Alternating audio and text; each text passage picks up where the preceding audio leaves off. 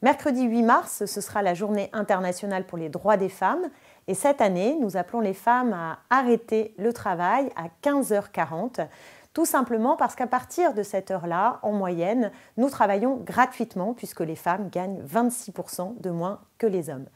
Le 8 mars, ce sera aussi l'occasion aux États-Unis d'une grande manifestation à l'appel de celles et ceux qui ont réussi la mobilisation contre Donald Trump le 21 janvier dernier. En France comme ailleurs, il n'y a pas de pente naturelle vers l'égalité. Les femmes sont les premières victimes de la précarité, du libéralisme économique et de la pauvreté qui accroît. Et d'ailleurs, les femmes constituent 80% des travailleurs à temps partiel. La flexibilité, elles le payent à prix fort. Et c'est pourquoi nous exigeons l'abrogation de la loi El Khomri et de toutes les lois de libéralisation et de fragilisation du droit du travail.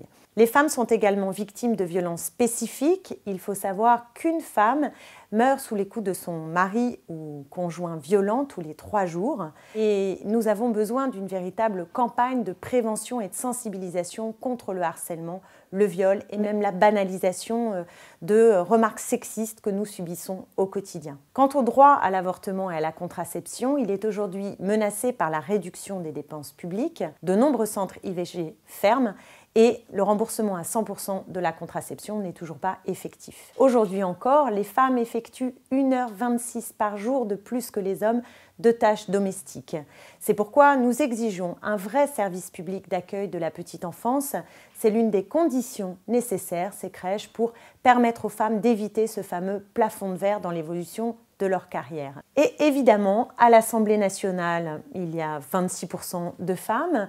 Dans les émissions de télé ou de radio, en gros, c'est entre 20 et 30% de femmes dites expertes qui sont invitées, ce qui est très peu.